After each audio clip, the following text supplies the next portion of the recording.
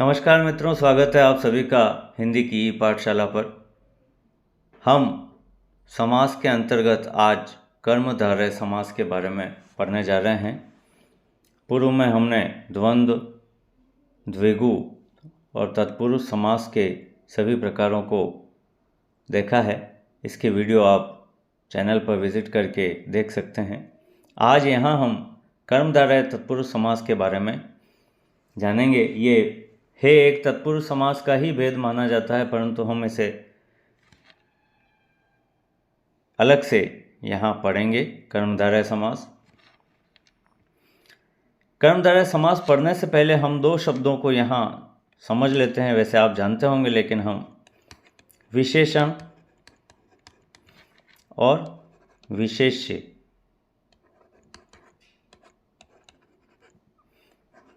क्या होता है विशेषण और क्या होता है विशेष्य। विशेषण जो विशेषता बताई जाती है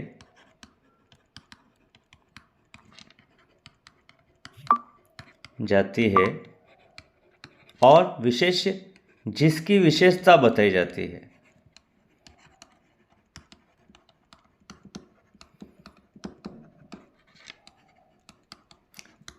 विशेषण तो हो गया जो विशेषता बताई जा रही है, और जिसकी विशेषता बताई जाती है वो होता है विशेष्य। अब इसे हम परिभाषित कर लेते हैं कर्मधारय समास को।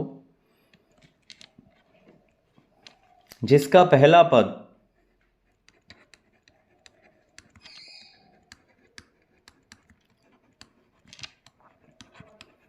विशेषण और दूसरा पद विशेष्य अथवा एक उपमान और दूसरा उपमेय हो, और दोनों मिलकर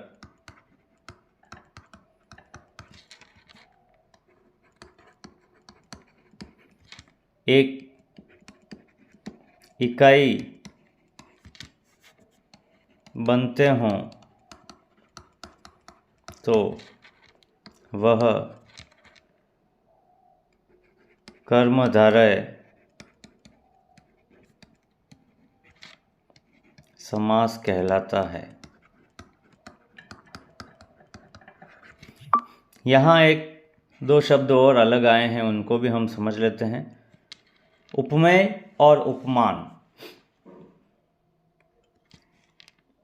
उपमेय जिसकी विशेषता बताई जाती है, और उपमान जो विशेषता बताई जाती है। उपमेय वही है जो विशेष्य है, और उपमान वही है जो विशेषण है। यहाँ उपमेय, उपमान, उपमान विशेषण, उपमेय विशेष्य। अब हम यहाँ कुछ उदाहरण से इसे समझ लेते हैं।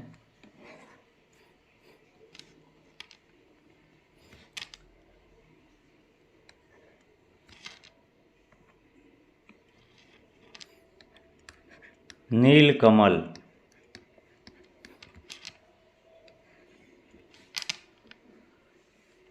इसका विग्रह होगा नीला है जो कमल। यहाँ कमल की विशेषता बताई गई, वो कैसा है? नीला है। इसमें विशेष्य कमल है और विशेषण नील शब्द है। इस प्रकार से और उदाहरण देखते हैं हम। पीतांबर,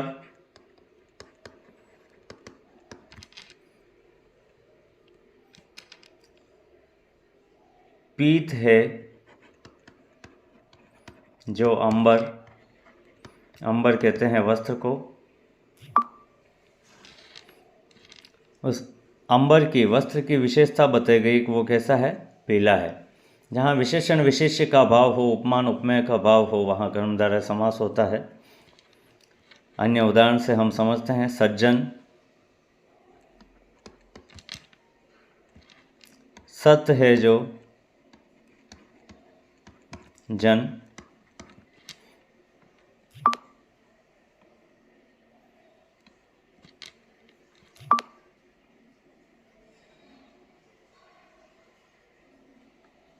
चंद्रमुख, मुख है चंद्र के समान है जो मुंह। इस प्रकार से कर्मधारय समास में विशेषण विशेष्य उपमेय उपमान का लोप रहता है।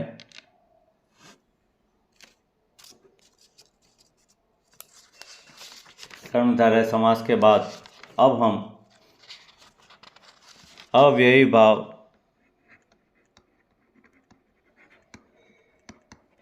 समास के बारे में अध्ययन कर लेते हैं।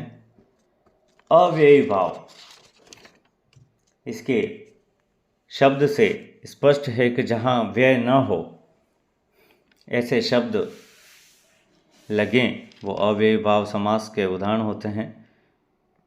इसे हम परिभाषित करते हुए आगे बढ़ेंगे।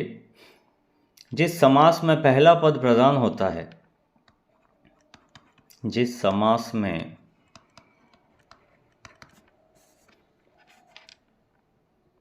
पहला पद प्रधान होता है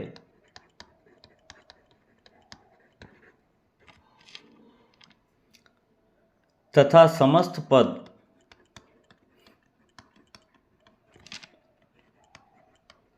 अव्यय की तरह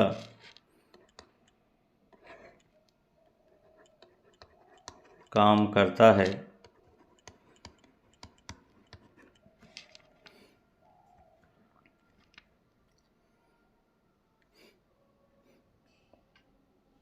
जो वाक्य में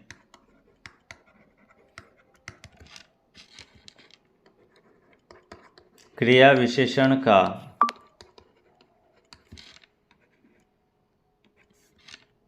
कार्य करता है,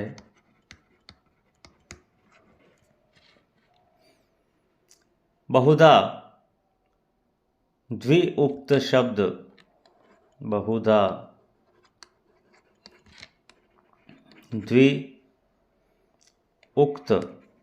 द्विउक्त मतलब ऐसे शब्द जिनका दो बार दोहरान हो रहा हो, शब्द अव्ययी भाव होते हैं।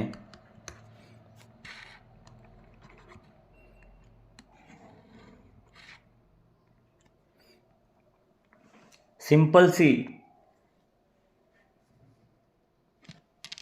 इसकी परिभाषा है, पहला पद इसमें प्रधान होता है और समस्त पद अव्यय की तरह काम करता है।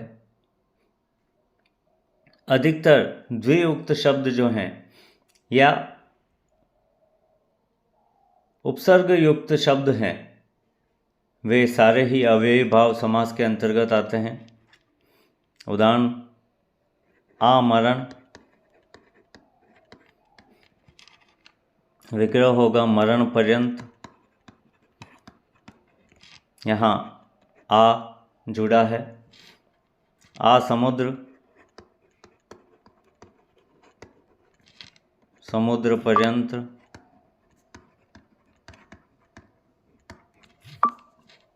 आ जानू, जानू कहते हैं घुटनों को, घुटनों तक। यथा विधि, विधि के अनुसार।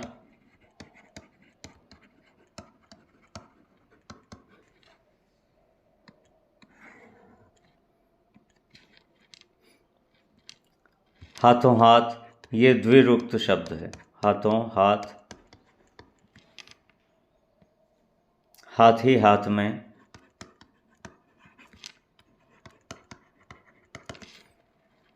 साफ साफ, बिल्कुल स्पष्ट,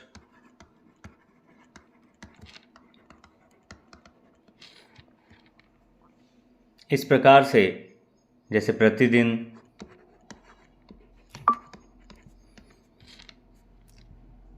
हर दिन, बाकायदा,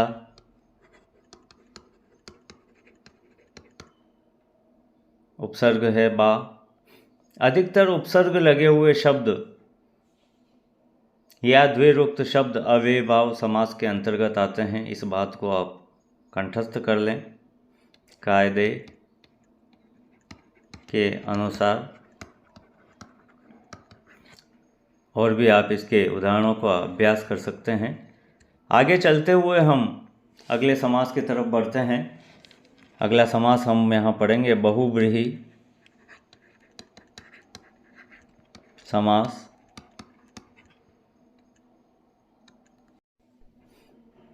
जिस समास में दोनों खंड प्रधान न हो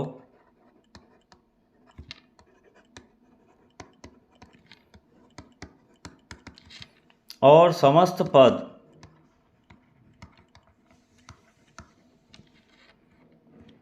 अपने पदों से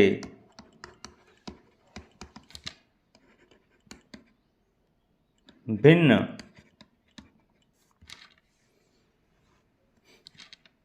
किसी अन्य संज्ञा का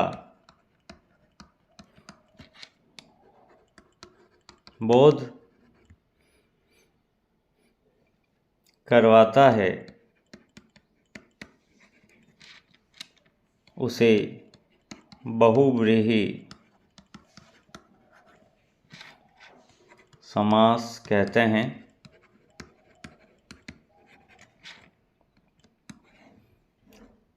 दोनों पदों के अर्थ को छोड़कर किसी तीसरे ही अर्थ को जहाँ लिया जाता है वहाँ बहुव्रीहि समास होता है।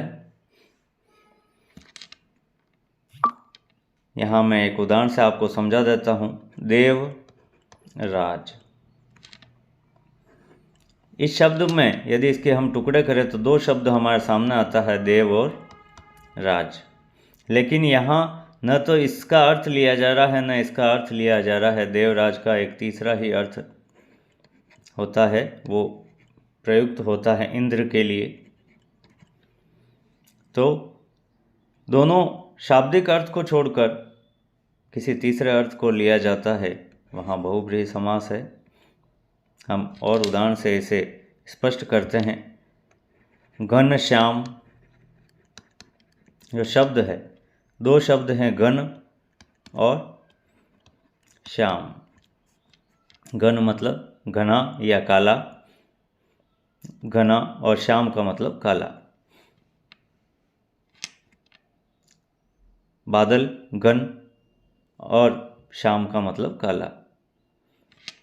अब इसे हम देखें तो काले बादल, लेकिन यहाँ काले बादल अर्थ न लेकर के घनश्याम का अर्थ लिया गया है श्री कृष्ण से।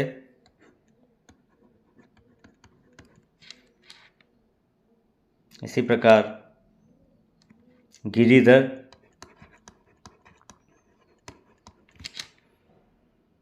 दो शब्द है, गिरि और धर। गिरि मतलब पहाड़, धर मतलब धारण करने वाला, लेकिन इन दोनों को छोड़कर गिरिधर का अर्थ लिया जाता है भगवान श्री कृष्ण से, इसलिए यहाँ बहुव्रीहि समास है। इस प्रकार से यहाँ हमने सभी समास के बारे में विस्तार से अध्ययन किया। आप इसके उदाहरण से इनका और दोहरान कर सकते हैं, और यदि उदाहरण से और भी स्पष्टीकरण आप चाहते हैं तो समास के ऊपर और भी उदाहरण के माध्यम से हम इसे समझ सकते हैं। इसके लिए आप कमेंट बॉक्स में कमेंट ज़रूर करें कि यदि उदाहरण से और स्पष्ट करने की आवश्यकता है तो एक वीडियो इसके लिए और अपन अलग से बना सकते हैं। मिलते हैं अगले वीडियो में एक नए टॉपिक के साथ। वीडियो को ज़्यादा से ज़्यादा शेयर करें। धन्यवाद।